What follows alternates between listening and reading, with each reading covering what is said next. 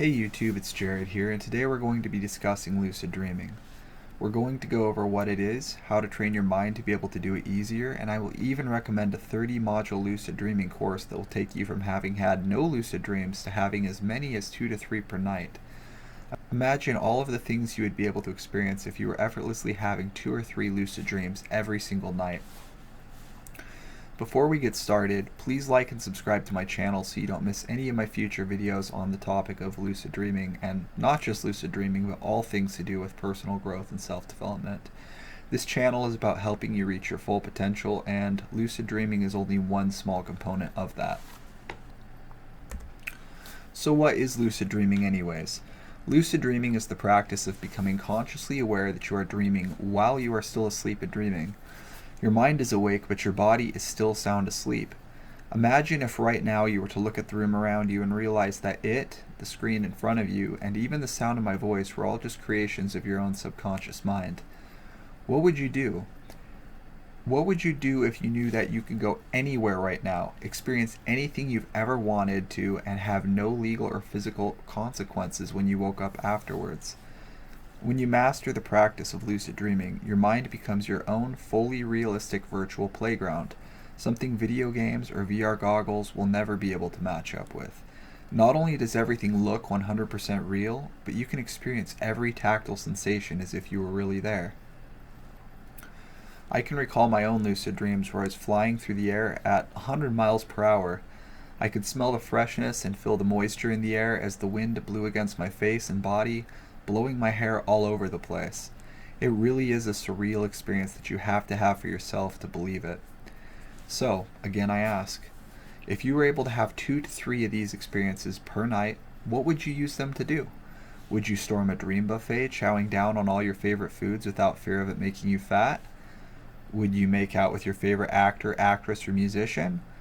Or would you do what I like to do and take to the skies, flying and taking in the surreal beauty of a world created 100% by your own subconscious imagination?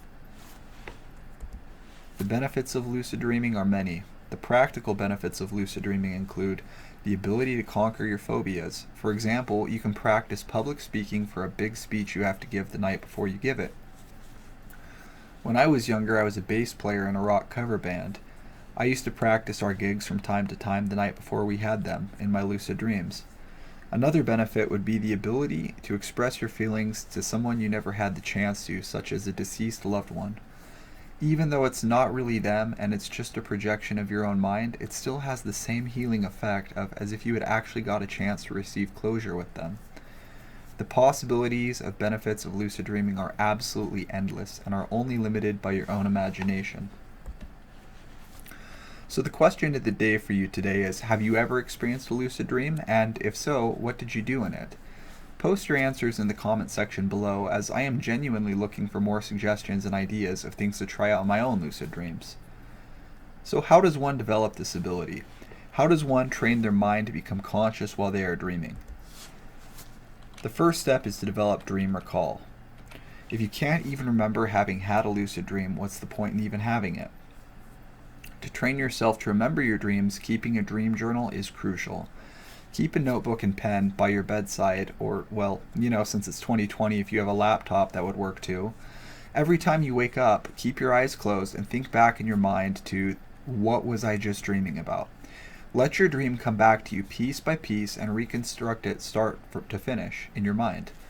This takes practice, but you'll find it becomes easier and even effortless soon enough with consistent practice. Once you have your dream fully remembered, open your eyes and write it down.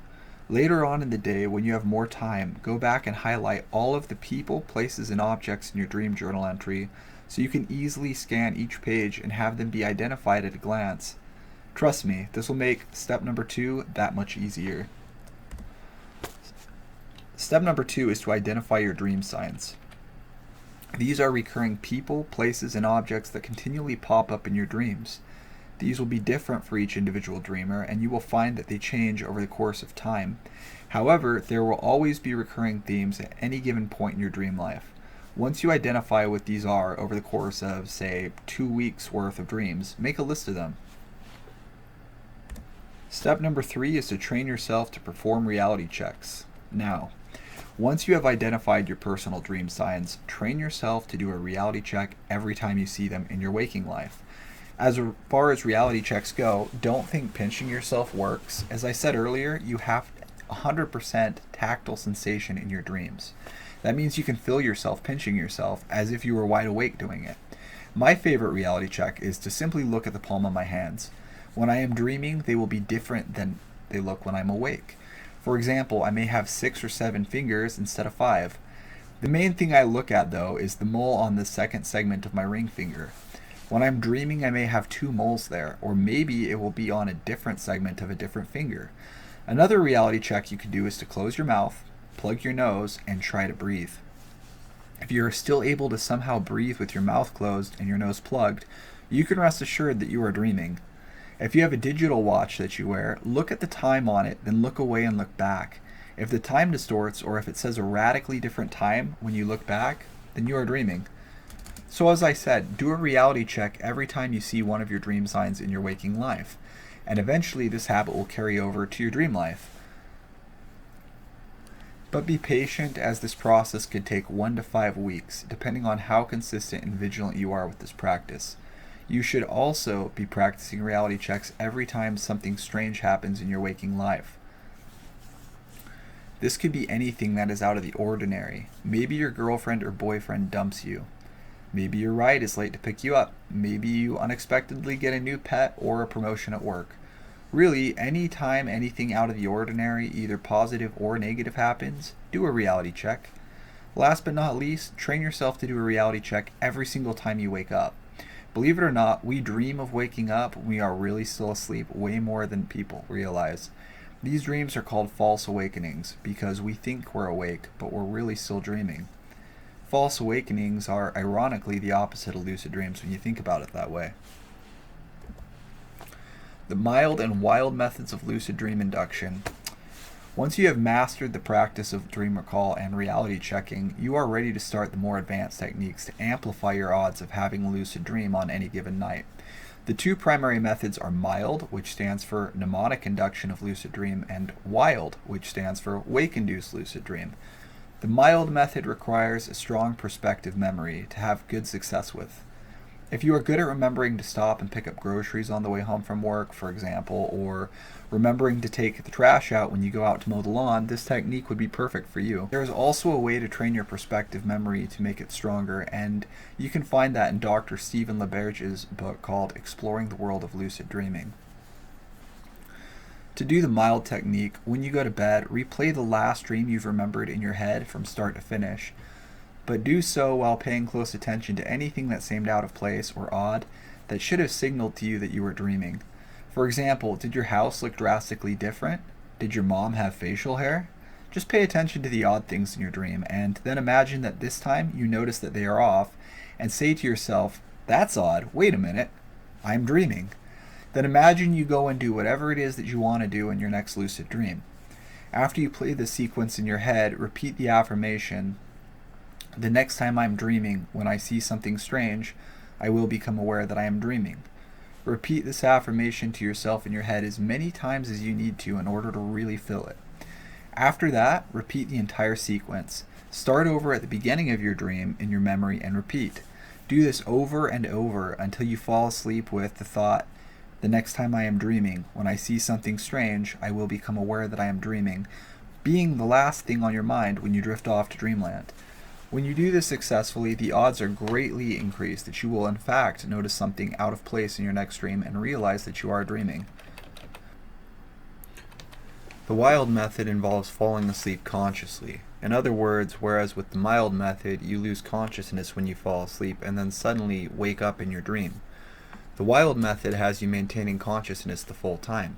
You literally bridge your conscious mind through all of the stages of sleep that precede REM sleep, and you watch the dream world form around you until you are immersed inside of it.